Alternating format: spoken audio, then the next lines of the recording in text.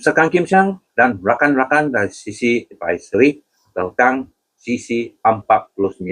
Jadi hari ini kita punya topik ialah pendidik literasi keuangan. Ya, jadi ya, literasi keuangan untuk wanita dan seri rumah. Ya, jadi okey. Yang penting ialah beliau mendapati ramai yang menyangka mereka sudah belanja mengikut bajet. Ya, okey. Tetapi sebenarnya tidak menulis atau merekodkan perbelanjaan tersebut. Ini yang masalah lah, ya. Selalu ikut bajet. Tetapi sebenarnya dia belanja. Mungkin lebih dia belanja. Ya, jadi satu kesilapan umum ialah menganggap simpanan emas atau pendidikan kanak-kanak sebagai tabung kecemasan. Ya, beliau menekankan kepentingan mempunyai tunai, ya, setelah 6 bulan belanjaan yang boleh dikeluarkan segera. Ya, jadi okey. Ya, menggunakan kaedah permainan, ya.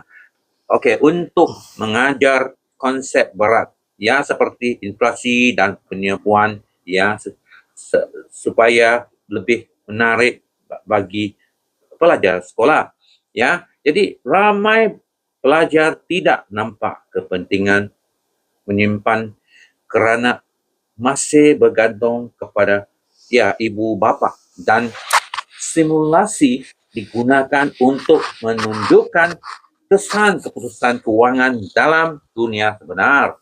Ya, jadi okey, sampai di sini. Ya, sampai di sini. Yang lain tu biarlah yang rakan-rakan si Jerry yang cerita lah, ya. Ya, okey. Okey. Okey, saya sambung. Literasi keuangan, okey. Okey, dari segi peringkat kemudian universiti perlu ada kesadaran literasi keuangan juga. Seperti mana ibu tunggal dan belia perlu ada kemahiran keusahawanan. Sekiranya ibu tunggal dan usahawan belia ada kemahiran keusahawanan, boleh ada berpeluang untuk meningkatkan taraf hidup. Boleh juga mengembangkan keuangan tanpa perlu mengharapkan pekerjaan demi pekerjaan. Alright. Selain itu, gaya hidup, we call it lifestyle juga perlu dikawal. Beli barang hanya perlu, jangan beli barang hanya untuk nafsu. Kalau beli barang tak ikut keperluan, ikut nafsu, memanglah sesiapa paling muflis. Okey.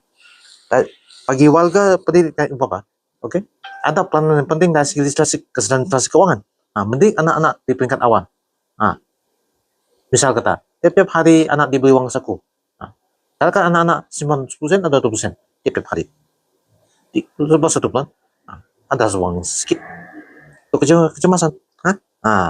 Coba elakkan skim yang scam cepat kaya. Kebanyakan skim cepat kaya. Dan skim pelaburan mesti ada untung, mesti ada rugi. Mana ada pelaburan hanya untung? Scam lah. Terima kasih. Itu. Okey. Ya, yang lain ialah pandangan daripada rakan-rakan saya dari Terry Pikang. Jadi sila like, subscribe dan sokong. Terima kasih.